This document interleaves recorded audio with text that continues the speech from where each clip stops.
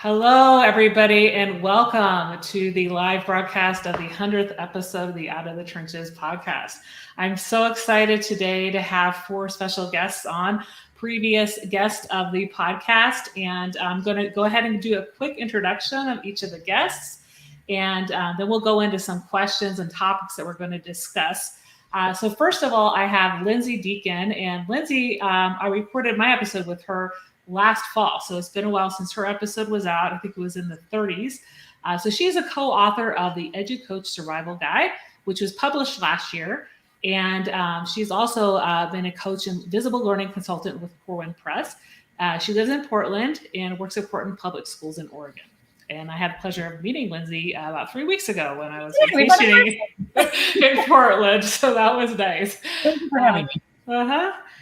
Joe Pizzo is a teacher, a professor, and writer, poet, and a professional development moderator. He is the AMLE Educator of the Year from 2020. He's also the NJCTE Educator of the Year in New Jersey, and he teaches 7th grade language arts. Welcome, Joe. Thank you for having me. Casey Jakubowski, is that correct? Jakubowski. Jakubowski.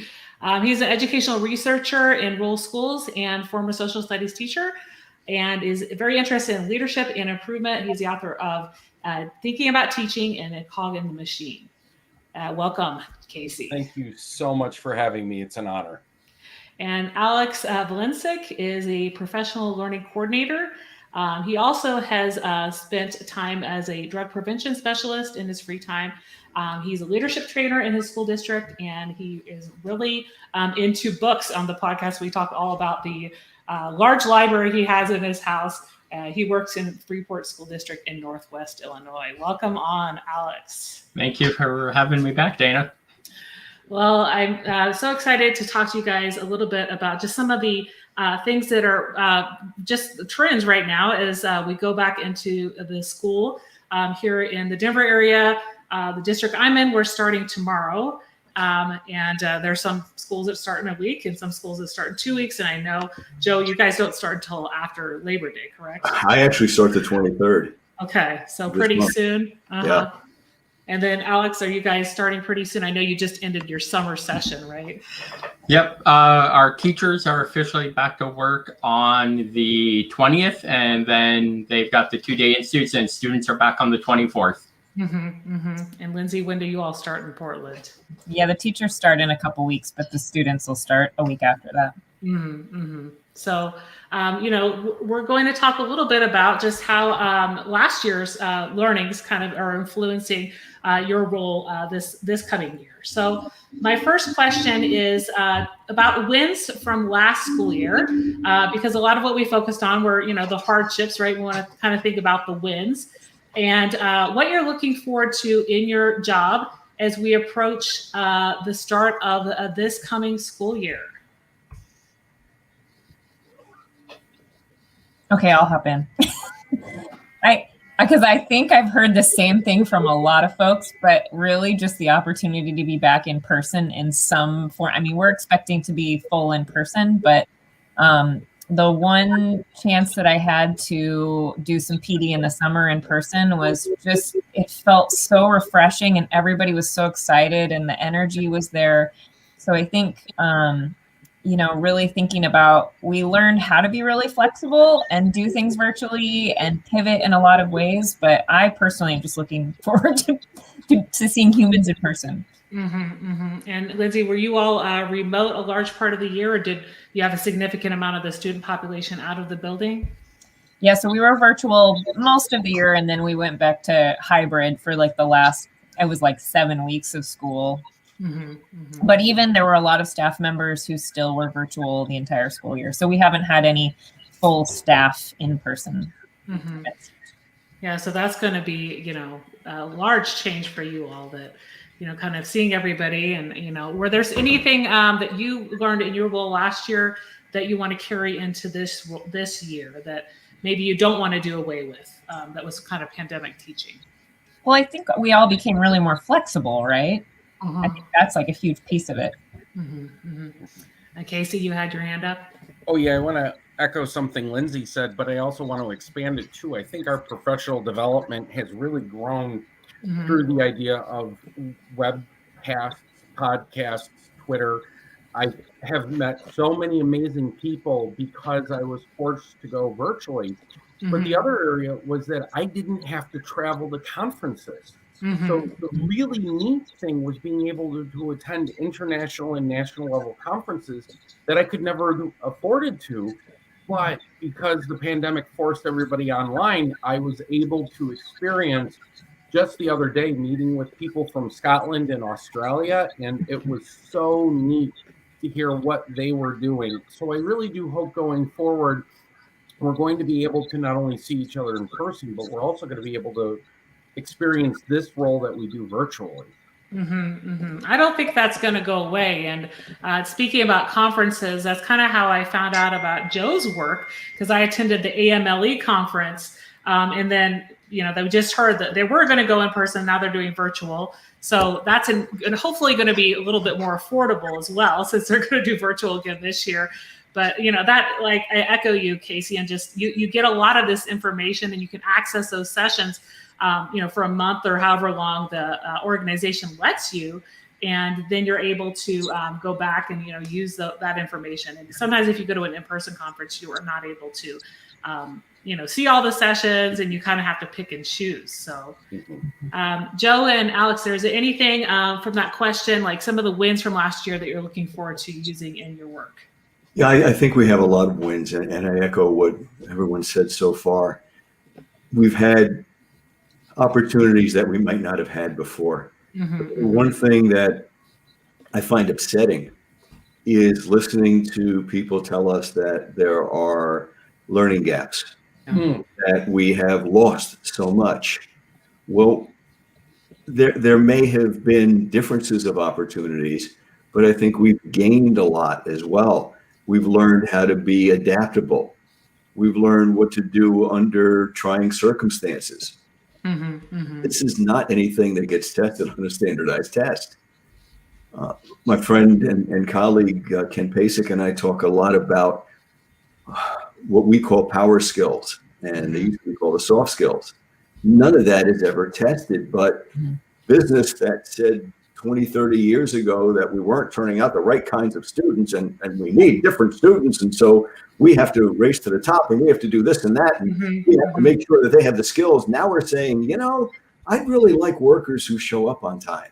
I'd really like workers who can think for themselves and aren't going to post things that are embarrassing on social media, and on and on and on. And these are all the skills that we weren't emphasizing because we were told to go away from those. They weren't important. Well, yes, they are. Every year to start off the year, for a good while now, I've done a poem with my students called The First Day of School. We read Gary Soto's 7th grade because I teach 7th grade. And it talks about Gary Soto trying to impress the lovely Teresa. And he does what every 7th grade boy would do when trying to impress a 7th grade girl. He makes an absolute fool of himself. No matter what he does, it goes wrong. Yet she's very kind, and she kind of actually likes him, and they've known each other for a long time. So we then write about what was your day like on that first day. But last year, it was different. We came back, and we came back in cohorts. Half were home, half were with us. And it was going to be like that for a while. So I said to the students, you know what? It's time to do this a little differently. Yeah, you can write about your first day of school, whether it was home or here, but you can also take another approach. What was school like before this all kicked in? And then what's it like right now? And finally, where do you hope it ends up? We talk about the importance of social emotional learning. Well, gee, social emotional learning is nothing more than teaching by connecting your brain and your heart together. It's nothing more than that. It's good teaching. It's good parenting. It's good rule by political figures. It's having the general interest of the general public in mind. And so most of what I did this year, I adapted so we could fit a little bit more into that. We talked about heroes a lot. And I had the kids right before the holidays read Thank You by Alex Haley. And it's a thank you for the people who he wanted to say thank you for his life, but only 3 of the 5 were still in existence. They were still alive. And I said to the kids, think about all the people in the pandemic. Who can you say thank you to? Some kids said thank you to parents.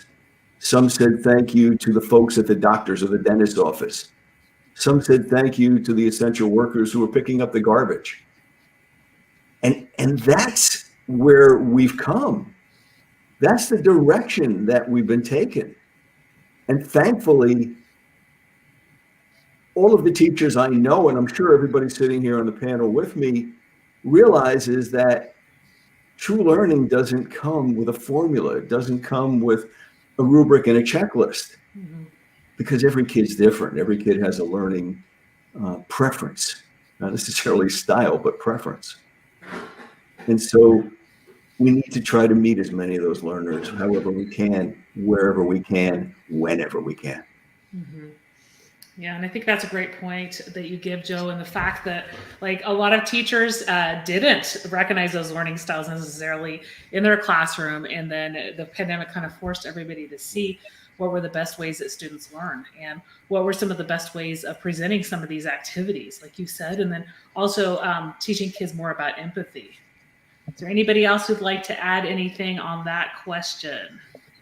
So I guess I'll share, right? So, all of last year, I had the opportunity to support, as a member of our curriculum and instruction team, the elementary teachers in the district who were doing the remote learning by choice. All of their students were fully remote for the entire year.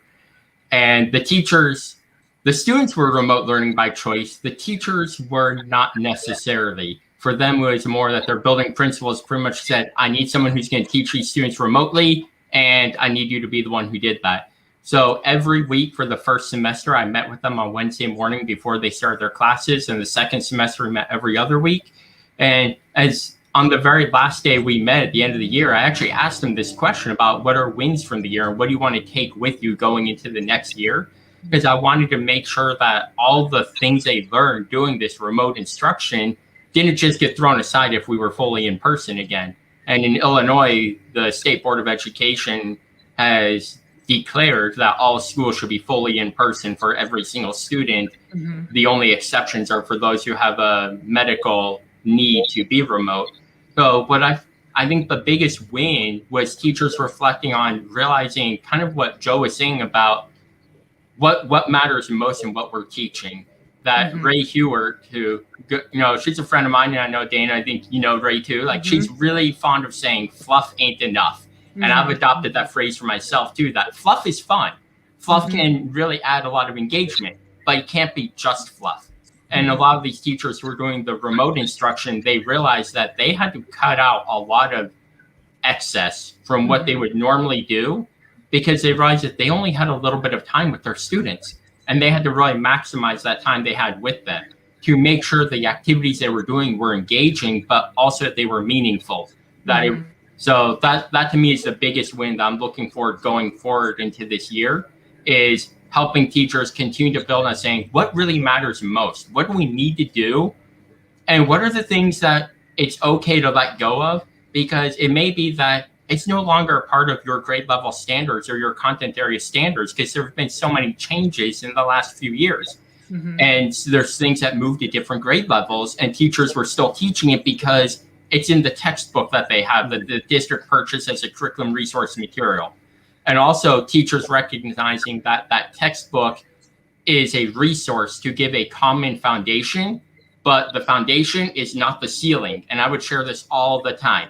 That book is just so everybody has a starting point. Mm-hmm. You're allowed to go. You need to go above and beyond that. And I saw a lot of teachers recognizing that too. I'm really excited to see where they go with that as they begin to look more closely at what are they teaching, why are they teaching it, and what kind of impact is that going to have on their students. Mm-hmm, mm-hmm, mm-hmm. Alex, great point. Yeah, that kind of goes into your your research area, Casey.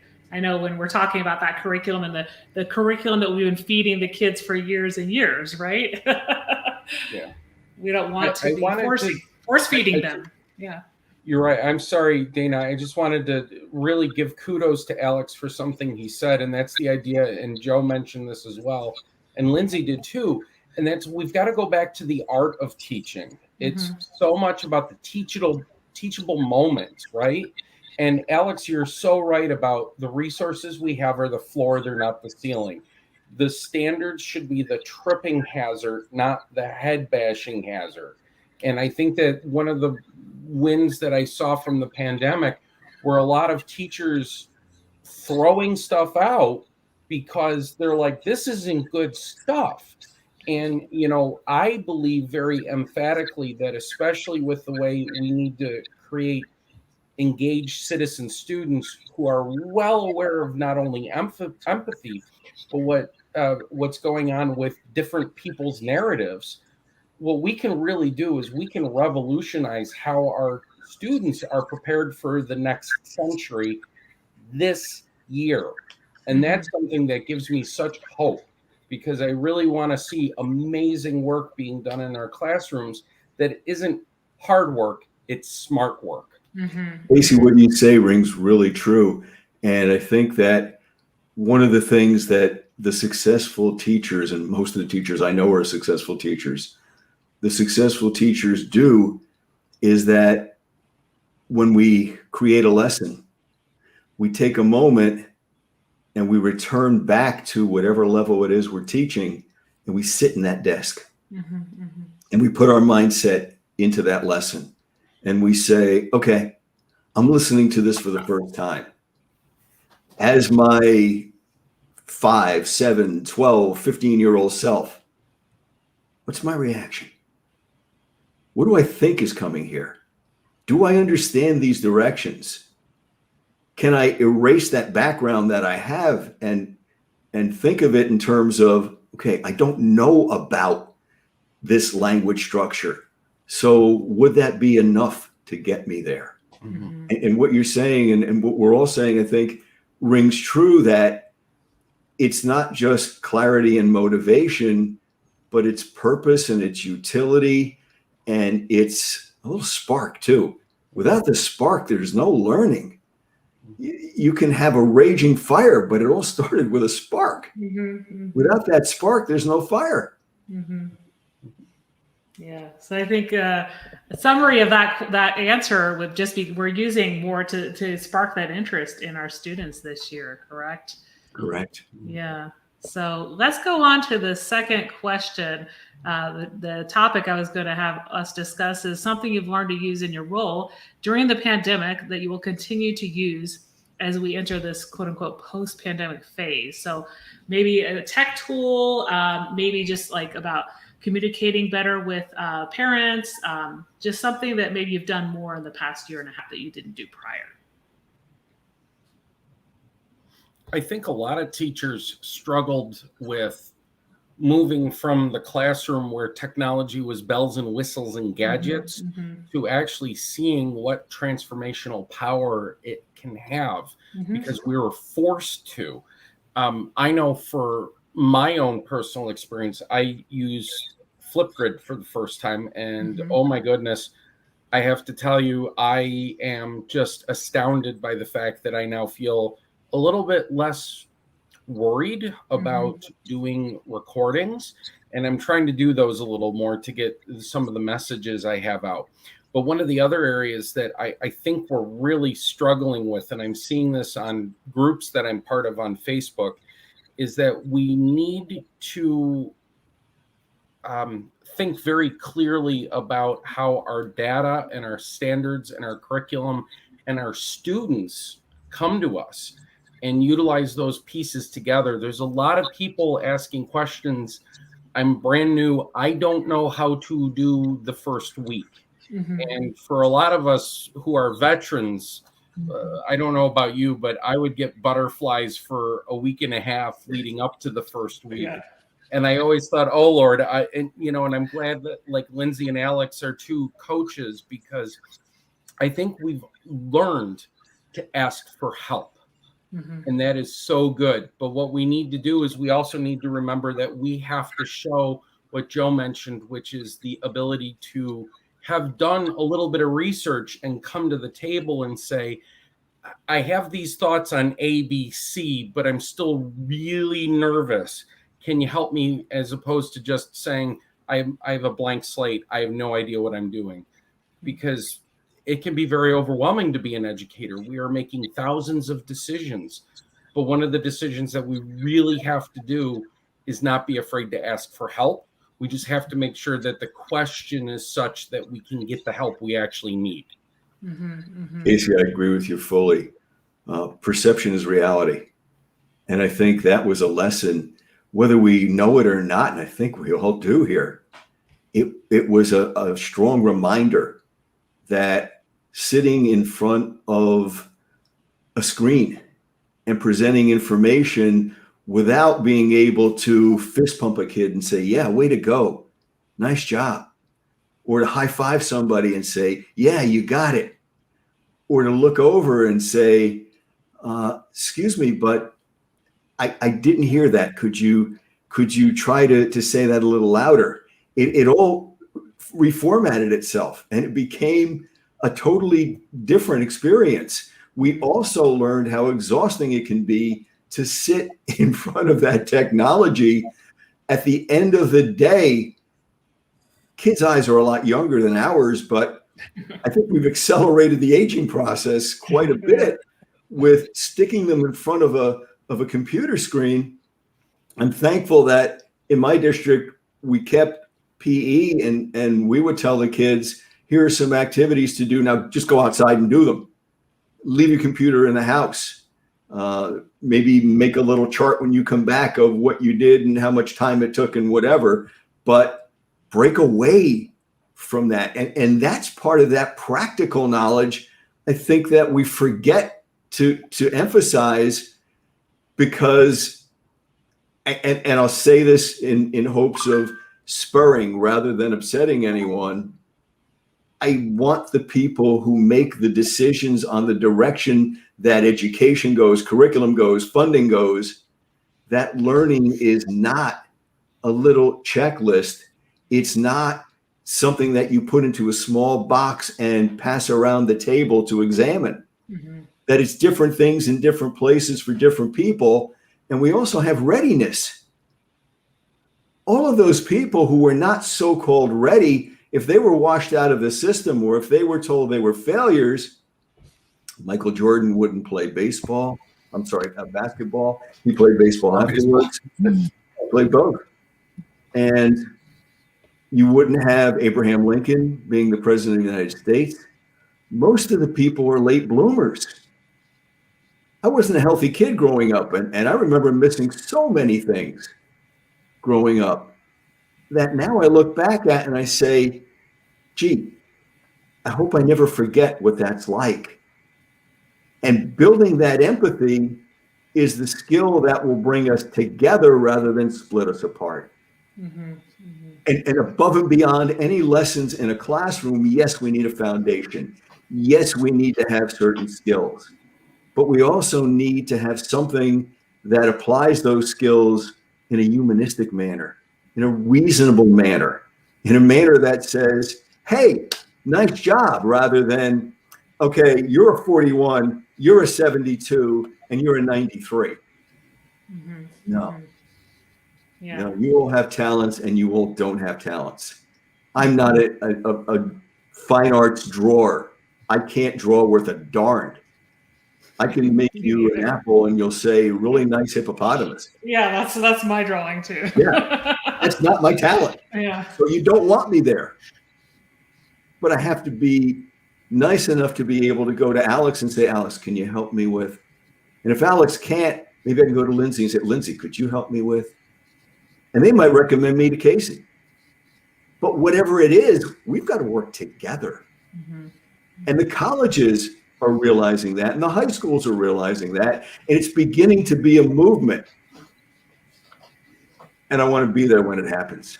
I really want to be there when it happens, when that becomes the direction of education in the United States. Now, I want to build up on what Joe just said there.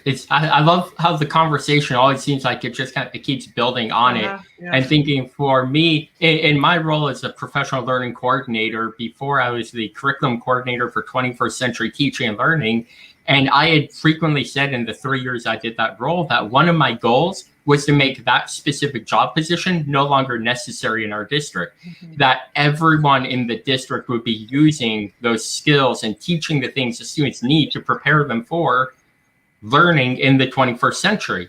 And I'd have people sometimes ask me, like, why do we have to keep saying that? We're in the second decade. I'm like, we are, but we still have a school system that thinks we're 2 centuries behind, and we're still using 19th century practices in the 21st century. Well, this pandemic kind of forced us to say, oh, wait, we need to change that. It's not enough to have students with their butts in a seat in a chair facing the front of the room listening to the teacher, because that's not actually engagement. And I loved having this conversation because people got really mad at me when I would say it. Said, a camera does not indicate a student is engaged in the learning process. I had classes where I was teaching some classes, I had students who lived in rural areas. If they turned on their camera, they couldn't be in a Zoom meeting or Google Meet because their internet wasn't powerful enough to have audio and video at the same time. They had to pick one or the other. So their cameras were off. And I said, okay, how do I know they're being engaged? How am I as the teacher engaging them? Well, I better call on them. Because if Casey's camera is off and I don't hear from him for the entire class period, that's not Casey's fault. That's my fault as a teacher for not calling him on and saying, Casey, what do you think about this? Feel free to drop a message in the comments because maybe you can't even do your microphone either, but you can type a response and those things. And then we realized, oh, engagement is not the kids sitting in the classroom. I go into classrooms all the time and I'll see kids who are in the classroom sitting there looking forward, but you look closely and you realize they have no clue what's going on. And when you ask them, what are you working on? They don't really know, but they know how to feign engagement. And it's like, or you have the kid who comes in the classroom, just puts his head down and sleeps for the entire 45-minute class period. He was in the room, he was present, but that doesn't mean that's engagement. So I feel like that's the thing I learned to use is how do we use the tools we have to engage students, but then how do we make sure that we're actually engaging them? Yes, we need them in the learning environment to engage them, because thinking about Joe's analogy of like setting the spark on a flame, you can't set a kid on fire in their educational sense if they're not there. Like I do a lot of camping. I have all the tools for starting a fire, but if I don't have any wood, we're not going to have a campfire. We got to bring the wood in there first in order to set that spark to start the fire. So that's like, I just think that realizing what it means to engage students in learning, we've really learned, oh, there's some of those things that it is some of the older practices though, but just call on the students, give them opportunities to share what they think and don't just say, oh, well, they were alive and awake and alert and like in the room, therefore they were engaged. No, there's a lot more to that. Alex, there was a lot of opportunity for empathy as well. I remember many times wondering, is this kid engaged? Is this kid not engaged?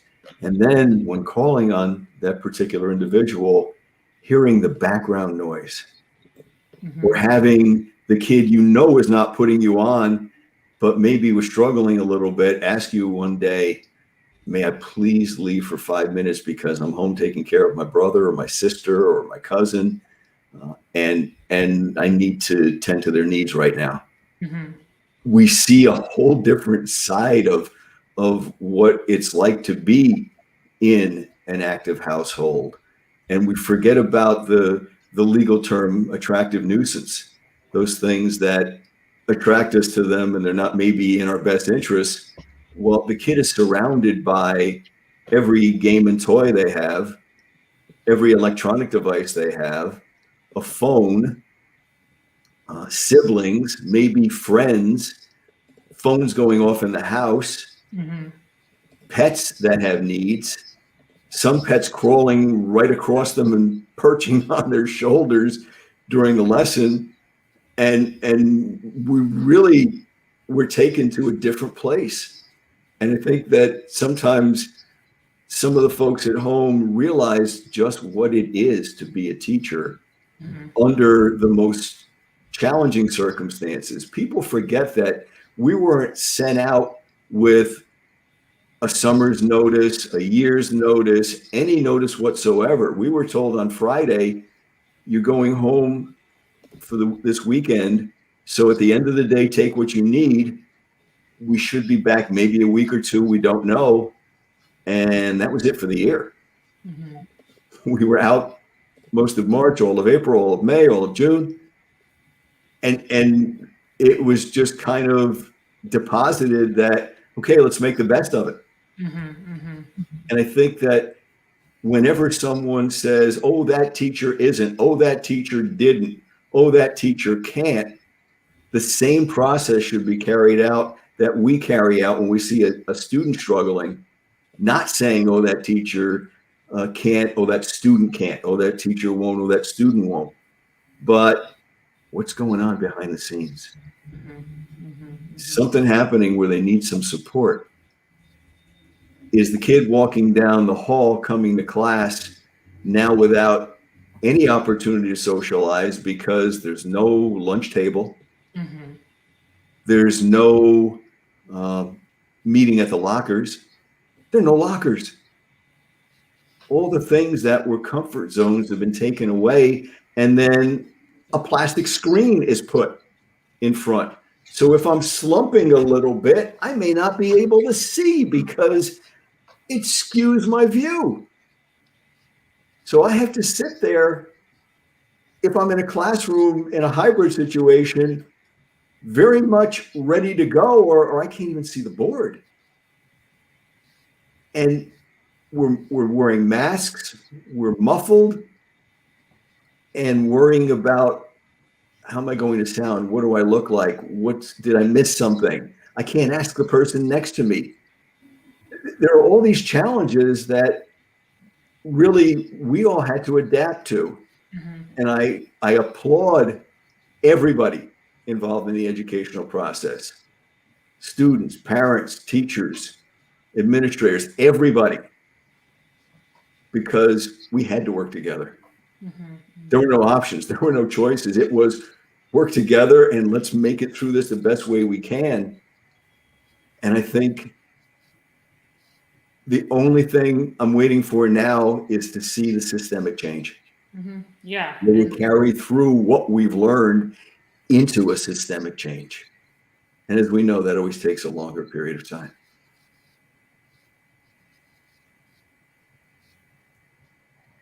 Dana, I think you're on mute. Yeah, Dana, we can't hear you. Still can't. Oh, now you're still on mute. I think you went onto mute. Something happened. Yeah, something happened with my mic. There you go. We can hear you now. You pointed out, Joe, just some things to think about as we welcome students back who weren't at all in the building last year, right? And just some of those social emotional needs they have, and just thinking about their needs and, thinking back to some of the trauma they may have gone through. So, Lizzie, did you have anything to add on this topic? I mean, I would just agree to the power of collective action. I think what we saw as a whole, like as coaches and as teachers in the classroom, was that there was so much isolation. And when teachers were able to communicate with each other and share practices, because our classrooms and our practices had been cracked wide open, the power of having somebody to ask questions and to share ideas and to just have a sounding board, I think, was really critical. And I think then students also having peer-to-peer interactions, even virtually, was just so absolutely necessary. And I feel like I have a very big network, but there were days that were so lonely. And I was so grateful to have access to students because they brought a lot of light and joy every day. It was really fun. Mm-hmm. But, I think, it's just like we need to be clear together on like what works and share that information. Otherwise, again, we're doing things in silos. Yeah. And even if most of the staff is in the building, when we come back, like we don't want to work in silos anymore, right? We can see those people in person. Let's not ignore our colleagues, especially those new colleagues to the building, right?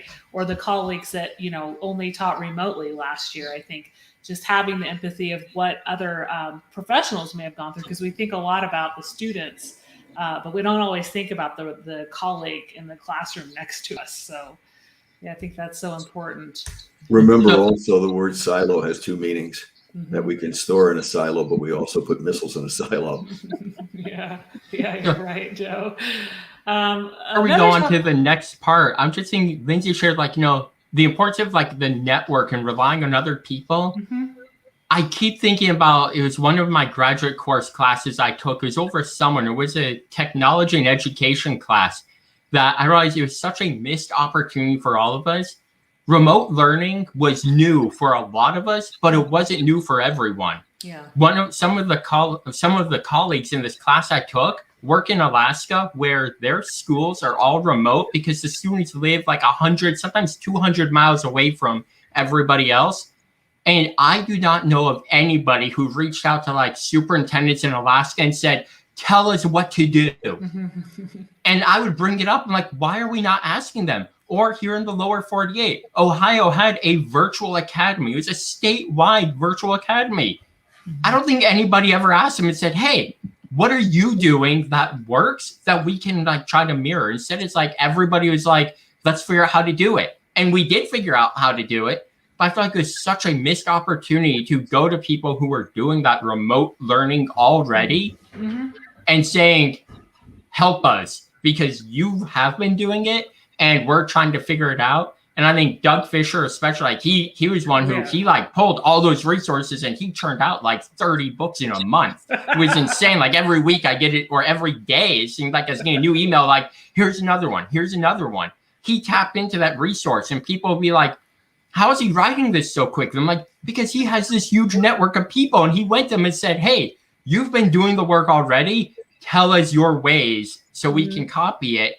But I am sure that a lot of people never looked at those books that he was churning out and didn't look to that. So I was just thinking about the idea of how important it is to rely on those networks we have, and to, I think it was Casey said way back at the beginning of this conversation, it's okay to ask for help and say, hey, I have no clue what I'm doing. I think you've got some of it. Help me how to figure out how to do it. So. And Alice, I think that ties well into our next topic about just a book or journal article that you've recently read that stood out to you, and that you would recommend to others. Because I read some of those books that Doug Fisher and Nancy Frey wrote over the past year, and I was just looking at their latest I think it's Rebound, the book, kind of a guide to, re-entry into schools. So I would probably recommend that if people are working in a district that was mostly remote or had a large number of students in hybrid. Who has a book or journal article they read? Yeah, go ahead, Casey. So I think there's a couple of critical points here. First, I'd like to thank Alex so much for raising that point about rural schools are doing some really amazing stuff, and we've got to stop bashing them. For me, the book that I read that changed my life was Melanie McAllister's Reigniting the Flame from EduMatch. Melanie talks about mental health, and especially for educators. We're in trouble, folks. Before the pandemic, what was it? 25% of all teachers left the profession after 5 years. Yeah, something like that. I think we're going to go into a moment where people are going to hit day 1, day 5, day 10, day 50, break down in tears and go home and go, I can't do this anymore. And I think it's also going to be for our students, because one of the really key points that we keep forgetting about is how resilient our teenagers are. And yes, schooling is childcare, but when you start getting into the 14, 15, 16, 17, 18-year-olds, they have a lot of responsibilities. And I, for one, would really like to see some districts allow 16 and older students to asynchronously attend school, because we saw they were the people stacking the shelves and taking our orders and delivering and doing all those things we couldn't do because they were healthy. And I marveled at the fact that there was a 17-year-old who, one of my neighbors, hustling through his junior year, just out there making bank. And he kept saying, school's getting in the way. And I thought, eek, that's terrible. But then when his teacher said, we understand that you're the only one in the family working because his family were medically compromised. And they said, really just do the work. Oh, wait, you are doing the work. Mm-hmm. A lot of our students got huge lessons in science and math and history and economics and English language arts. They were doing things that I don't think I would have had the skill to have when I was their age. And I was a camp counselor for the summer. So I was doing a little bit of stuff, but the final point is that I think we need to recognize that we are not the be all and end all when it comes to learning. Mm-hmm. And I think what we need to do is we need to convince the next round of leadership nationwide. It can't be about the tests anymore, mm-hmm. because it's got to be about the creativity, the problem solving, those power skills that Joe mentioned earlier. I used to teach stuff like that at Rensselaer Polytechnical Institute, and the ability to work as a team is worth $70,000 a year in terms of a salary. And the reason why I say that is because if you can't get along on a team, they got to let you go. Mm-hmm. And you really, really have seen some amazing growth and development in our young folks who are young adults. And I tell you, a little bit of a joke here, but I really enjoyed it. I got to see a lot of students who took care of their pets and their little brothers and sisters and their cousins. They were the adult in the home. Mm-hmm. They were the adult. Mm-hmm. And that is something I really want us to recognize, is that they're not going to want to raise their hand to go to the bathroom. They're not going to want to raise their hand to eat. They're not going to want to wait to the cafeteria. And I think we got to start treating them like people that we believe in, mm-hmm. and not treat them like they're the enemy, because they're really not. And I also want to say, finally, I think that the generation that's coming up who are challenging our generation to do better and to be better about social justice issues, I'm super proud of them, because they are out there on the front lines going, nope, this isn't doable anymore. Nope, you're not moving fast enough. If you're not going to help us, get out of the way. Mm-hmm. That makes me so confident that these next 10, 15, 20 years, there is going to be a revolution led by the young people. And I'm okay if they tell me to get out of the way, because I will support them from anywhere they want me to. Great points, Casey. Just doing away with some of those archaic practices of, not trusting students if they leave and go to the bathroom type things, right? Or, not trusting that they're responsible, because they are. Great. Who else has a book or article to share, or a topic kind of building off of what Casey's talked about? I want to talk a little bit about what Casey said before I get to the book. Casey, you're talking about redesigning our thinking, mm-hmm, mm-hmm. making a different paradigm altogether. I've been involved with Schools to Watch in New Jersey for quite a few years. And I'm one of those people who thinks outside the box, because people tell me I'm an out of the box thinker. And my first question to them is, what box? There's a box? I don't know about any box. And I think that's served me well over the years. For the Schools to Watch program, we recognize model middle schools. And one of the criteria is, what is your involvement with the community? How do you bring the community into the schools and engage them in and with what you do? And that is so important. We have been categorized and separated for way too long. This pandemic, if it's proved nothing else, shows us that we're on a common mission. And the common mission has the most precious commodity we could ever have, because the students are the future. And that future, in a blink or two, is now. Yeah. And a couple more blinks and it's the past. So we need to recognize it while it's coming up and while it's here, and do what we can in a cooperative setting rather than with consternation, with doubt, with positioning. There is no positioning. If I'm standing next to you, there's an energy.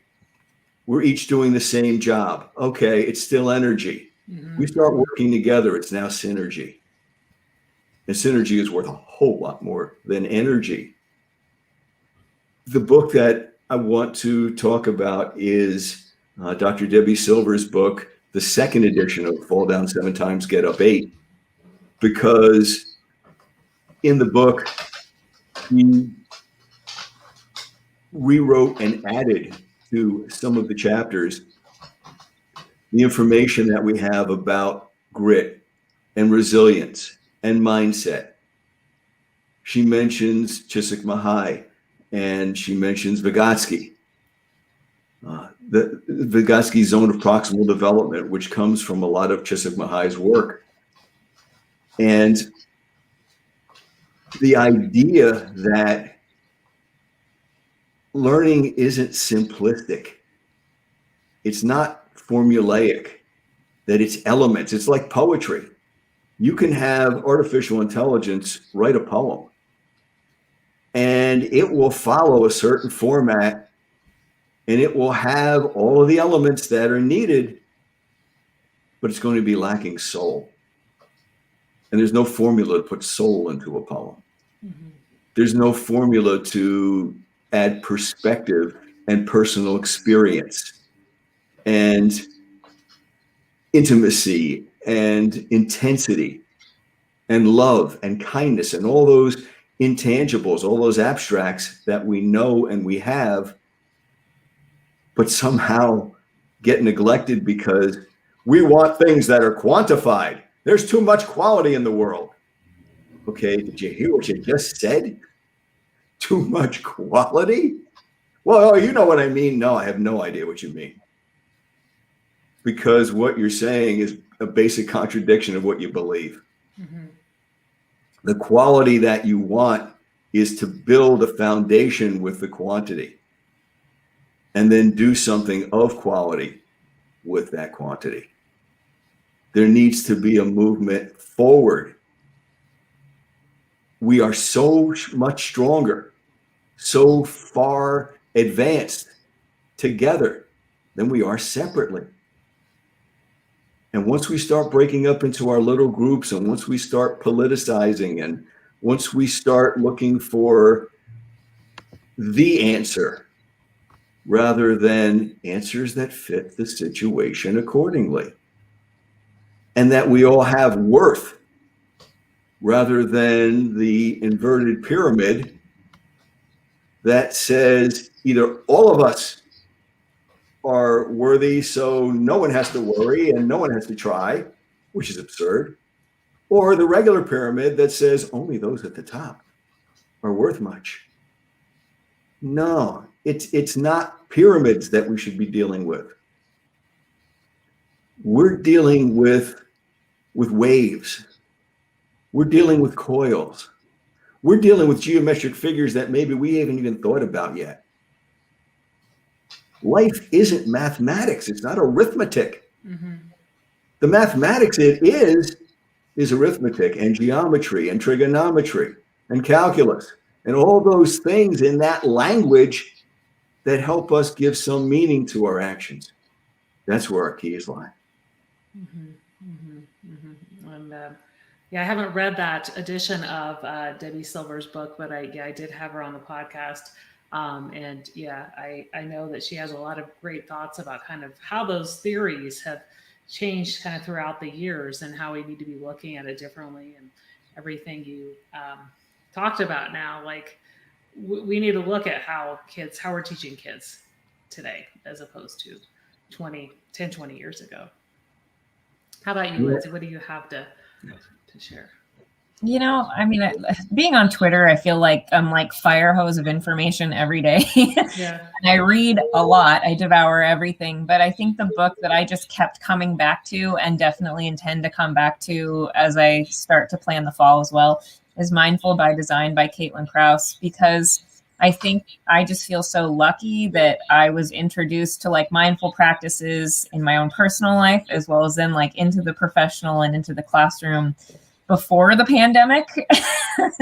And I think I noticed that I really expanded my understanding of social emotional health within a mindful practice in the classroom with students and with adults in this last year. So, I mean, really, even like YouTube is full of mindfulness. Anything that has to do with mindfulness, I think, is what I would say to really hone in on for all of our mental health moving forward.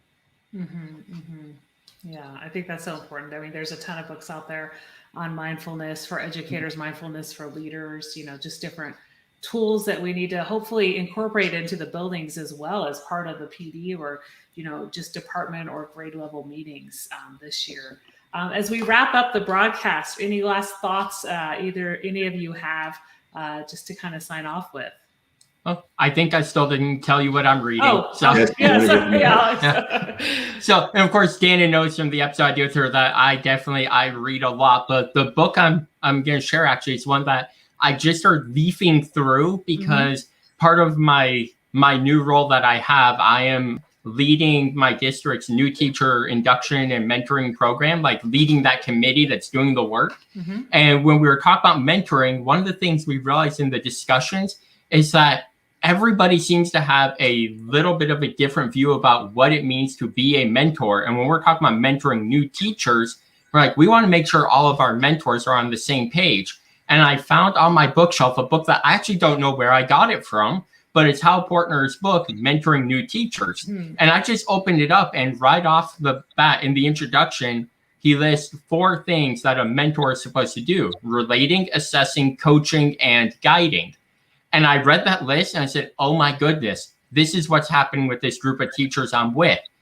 Some of them view mentoring as the relating, being that friend, being the confidant, the person who they can go out for, a break after work on Friday to find beverages of their choice and just kind of vent.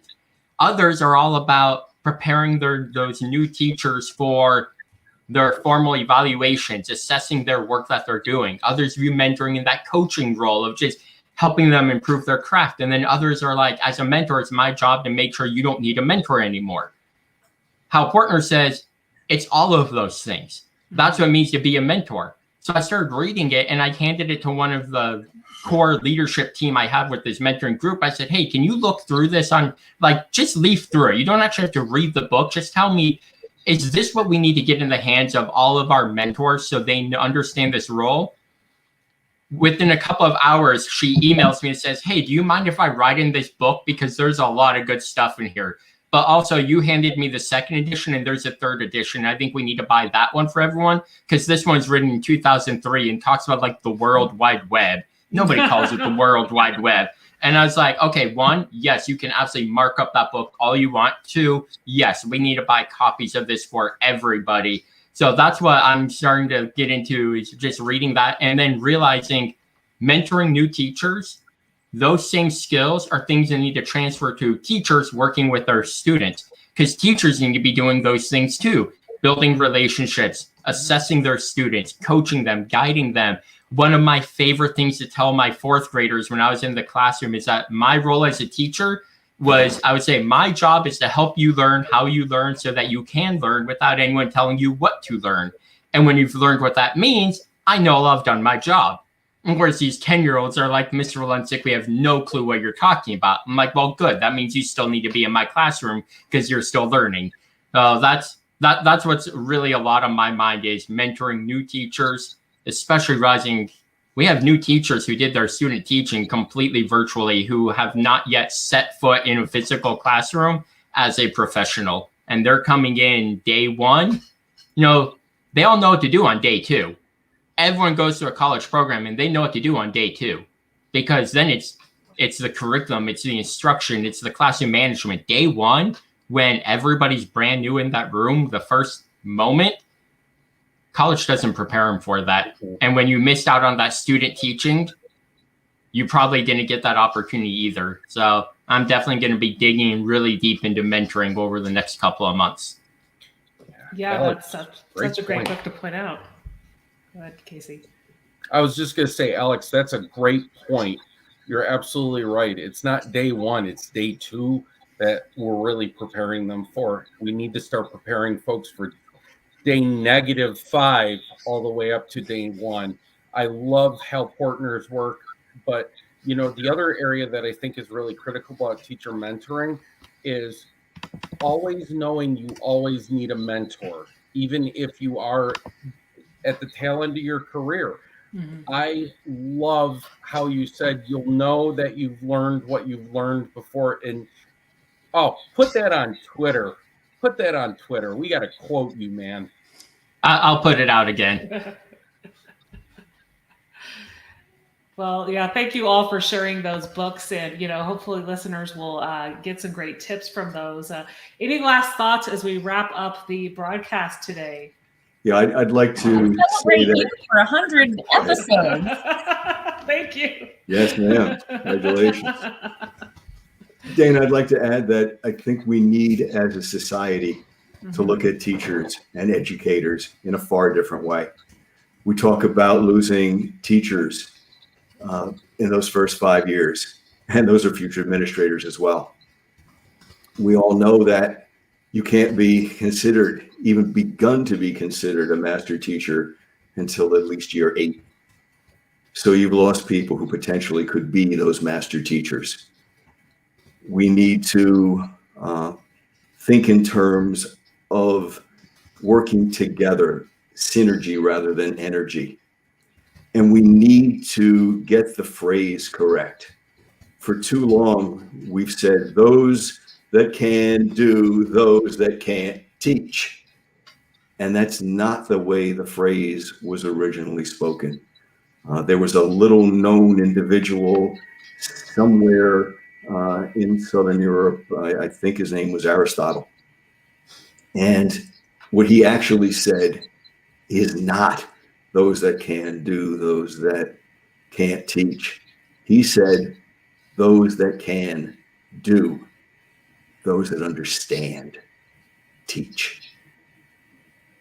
Big difference. Yeah, definitely. And that's what we need to get out there, that's like, teachers have such a huge job in, educating today's, the future, right? And like everybody's pointed out, a lot of what we've learned from the past year and a half, hopefully will make lasting changes federally and statewide, and that we'll be able to do away with a lot of these state standardized tests and things like that. But you've all had some great points. Any other last thoughts? Yes, Casey. Dana, absolutely congratulations on your 100th episode. Lindsay, I love the way you jumped right in with that point. We need to celebrate good communicators and great professional developers, and in all sincerity, life-saving, life-giving people such as yourself, Dana. You are making the profession so much better by the work that you do. Well, thank you so much.